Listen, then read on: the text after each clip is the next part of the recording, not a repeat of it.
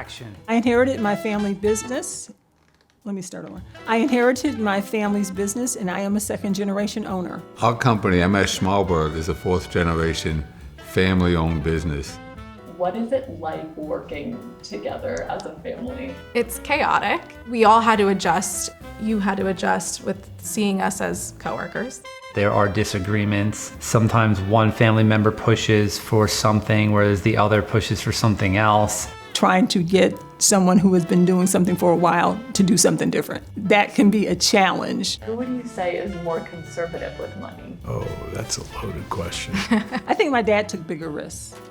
First of all, just launching a product back in the 1950s was a risk. The most important thing is dedication, working hard. Inheriting the business means to me creating a family legacy and making sure that it gets passed on to the next generation.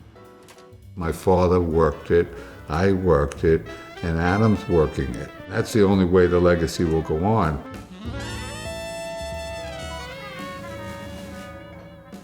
So tell us about Contos. Either of Who's you can- answering that? You can, I mean, you want me to answer it? You can answer it. Ask the question again. Contos Foods started 38 years ago as a baker of flatbreads, pita breads. We continue the family tradition for nearly 100 years in the baking industry. The business started in 1916 by two brothers, Morris and Sam Schmalberg. My dad actually started Mumbo barbecue sauce in 1950. We take fabric and turn it into flowers and leaves and petals, as we have done for the past 109 years. My dad came to Chicago from Indianola, Mississippi. During the Great Migration, when black folks were moving from the South to Chicago and coming to the city to try to find a better life for themselves.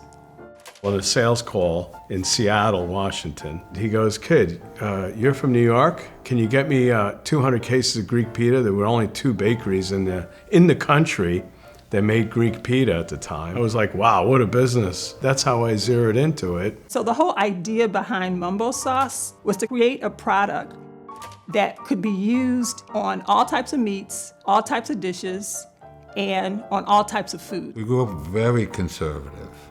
My father couldn't pay the bills at times. It's time to work. Another day at the office. My father took me to work to try to keep me out of trouble. Didn't work. Yeah, it didn't work, but I took to the business. I knew the business. My mom actually says that I started working as early as 4 years old. She would put phone books on a chair to sit me up at this table, and my job was to scoop out coleslaw with a spoon and put it into a little cup and put a little cup on it. From when I was like really young, I was always involved. I think my first food show, I was underage. You were 13 years old. Yeah. It was something. It was, all my salespeople go, wow, she's got it. One year, my dad, who had never had a cold that I could remember, became sick. And I just started thinking about if my dad decided to retire, if my dad, for whatever reason, could not run the businesses anymore, what would happen? I was working for a bunch of years and my life wasn't really, I didn't have any real direction. It's like, where am I gonna be in 20, 30 years? I worked at a few other places beforehand because I wanted to get some more experience outside of the business. I remember talking to a friend of mine. He said, do you really understand what your dad has done? It was kind of the first time I thought about legacy. And I thought, it can't just go away with my dad. I had a moment where I called my dad and asked if I could come work for him. And his response, as it should have been, was, why would you want to do that? We're not making any money. I don't even think I could pay you. I didn't say, Dad, I'm gonna quit my day job and I'm gonna join the family business. But really over a course of a year, I just started thinking about how I could prepare myself if I wanted to do that. To be honest with you, I really had to pray. I had it always in the back of my mind. They liked the business. Demi and Evan selected to come in. The first couple months of working there, it was just kind of me coming, learning what I could. I remember the push carts, I remember the garment racks, and I remember the energy. People yelling at each other. I would get anxiety just walking the streets. The year that I decided to step in on a full-time basis was 1992. He was a little shocked, but then he was excited. You know, he was happy that one of his kids wanted to take over the reign. In the beginning, you were a little weary. Yeah. In the beginning. But He was yeah. like, what are you doing? But Can't do that. yeah, can't do that, can't say this, don't do that. He thought the walls were gonna fall down, but somehow we're still here. Never thought that. When my dad passed away in February of 2002, took some time to get over the grief, but understood that he had left me something valuable. I don't know why I'm getting emotional. I just wanted to make him proud.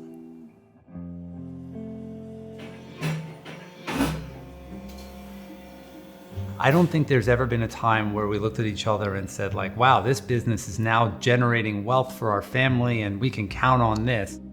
I think it's been a constant stream of ups and downs with evolutions and pivots and figuring things out. My whole life, flour traded at $12 to $15 a hundredweight. And then in 2007, I think it was, flour prices went to $50 a hundredweight. That really shook the baking business. And we had to shut down everything, or else we were going to shut down as a company. So we stopped taking paychecks until we got through that hurdle, which took about 9 months. The 2008 financial crisis was a big deal. People were losing their homes, people were tightening their budgets. When people have these economic issues, or faced with these economic issues, they're kind of really thinking about how they're going to spend their money and how much. During COVID, for example, folks were not able to go and dine at restaurants. You remember when COVID happened and we were sitting at the kitchen table one day and he's like, I'm inflation proof, I'm deflation proof, but I don't know if I'm pandemic proof. Yes. That was a really crazy time. It was, but then 3 weeks later we were back. we figured it out. Yeah. We had to go after the takeout guys. Yeah. New York City Garment District was the fashion capital of the world. And you fast forward to today and we are the last domestic manufacturer of artificial flour. We'd go to the stores and we'd see racks of garments with a copy of our flour. We never got the order. What happened?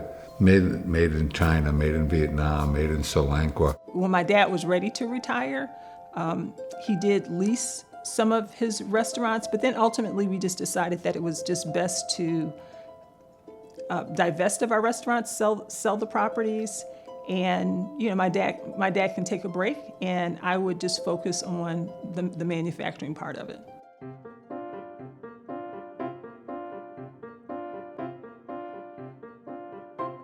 There's a lot of different parts to keeping the business profitable, but a big one that stands out to me is just constantly evolving.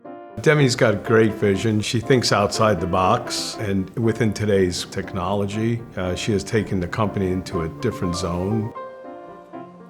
I know work, I know production, and maximize the use of time and fabric. While we're cutting these petals that he cut, we'll press the velvet at the same time. And Adam's repeating this now. The technology, the knowledge. Instagram, like, what is that? How many followers do you think you have? I don't know, 800. No, more than that. Oh, 9,000. Dad, go look. There's 182,000 followers on Instagram today. We are thinking about more and more about using influencers. I'm learning. I'm still learning. We started selling flowers on Etsy 10, 12 years ago, and it was like a novelty. Once a month we would sell a flower, and now Etsy is, I don't want to say the exact number because I don't know, like 10% of our business. People finding us some and months, just buying a it flower. almost pays rent. Yeah, and that's unbelievable. Let's see, money lessons I've learned from my daughter. Not a lot. Sometimes spending more money on different situations do help you save money. When you do make those investments and do the right research, and that was a big lesson for us. If we didn't have these tech advancements that we are putting, our money to, and I don't think that we would be where we are. I think the main value that has just kind of been passed down generation to generation is live within your means. save for a rainy day, because there is going to be a rainy day. If you have a small business, whether it's a new business or it's been around a long time, the most important thing is dedication, working hard. We've been here 109 years. You guys can all follow me. I hear him when he's giving tours, and I hear him thinks it's at times a little mini-me, but more than that, he is him. So we have 1,399 cuts to go. I teach my kids, don't underestimate any customer at any size, whether they buy one box or 1,000,000 boxes. You treat everybody the same. You know, I was brainwashed years ago from 10 years old, quality, service, and never short anybody. Those are the words. And I embedded that in my kids. My dad was very, very particular about how he wanted his customers to be served. I remember my dad had a sign in his restaurant, "The customer is always right." Us understanding what the market desires is what keeps our business profitable. So, what is it like working together as a family? It's chaotic. I think that in a lot of family businesses, there are disagreements. Sometimes one family member pushes for something, whereas the other pushes for something else. Trust is a big part of it, but then also just knowing that there's going to be good days and there's going to be bad days, and that's kind of the risk that you take in getting into a family business. My relationship with my dad had lots of components. We had a great father-daughter relationship, but he was also a perfectionist. And sometimes it's really challenging working with someone who is a perfectionist. They're just playing with you here. The new generation is all, I'm tickled by it. My dad was, sometimes it took him some convincing. When you're trying to tell your dad something new about being in business, you know, he does have the upper hand. And so that can be a challenge, trying to get someone who has been doing something for a while to do something different. I have the office right next to my dad's office, so he just knocks on the wall and tries to get my attention, and I'm like, well, there is a phone, and he's like, well, it's just quicker and easier. It's quicker and easier. It was a period of time where we'd go on calls together, you know, we'd set up meetings with the folks who helped him with his infrastructure, distributors, and just so that they can know who I am. I can't think of any situation, you can tell me if I'm wrong, I can't think of any situation where one of us had a thought that the other one straight up disagreed with. You know, I love you, Pa. I'm just so happy to work with you. Oh, look at that. Feel that muscle too while he's got it. Make sure to include that in the video. We all had to adjust in a way, and like you had to adjust with seeing us as coworkers. I think in the beginning we had a little bit more of like kind of like where are you going, where am I going, like kind of stepping on each other's toes. It's part of being like family, and the cool thing about it is that you can get into a fight and then make up 5 minutes later. So My dad has become, he's always been my dad, but he really is one of my best friends. I talk to him every day. We talk on the phone, not just about dad-son, not just about business, but just life in general. I have my sister in the business. I have my niece in the business. It's a real family business. and then even some of our employees, their families are in the business. yeah. So it's We just make 'em really, family. It's literally part of our DNA. He's not retiring. Ever. I don't know about that. We'll see. One day at a time. I'm not going to stay around forever, but I'm going to go as far as I can go. For me, that's fulfillment. He says he's retired in that he doesn't come in regular anymore, but my dad used to live and breathe this business every day. But I come very rarely, let's be clear. I really am retired. I'm there by email, I'm there by phone, I'm there by passion. Good morning, gentlemen. There's no good news. What are you checking, sports? I have 2 daughters. My oldest is just turned 25. My youngest is 23. Maybe if at some point in time they decide that, you know, I eat mumbo sauce all the time. Maybe this is something that I want to do. If they don't, it will be perfectly fine. I look at MS Schmalberg as an amazing feat that we're still here. We did whatever we had to do to survive. And my mother would sit there on the kitchen table and do the payroll. She would type in different things. My father worked it, I worked it, and Adam's working it. And that's the only way the legacy will go on.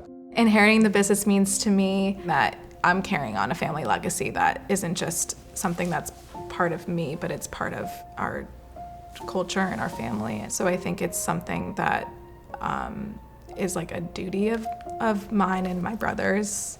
Nothing would mean more to me than to somehow pass it down to my kids or my sister's kids or all of them, any of them. This year marks our 75th year in the market as a brand.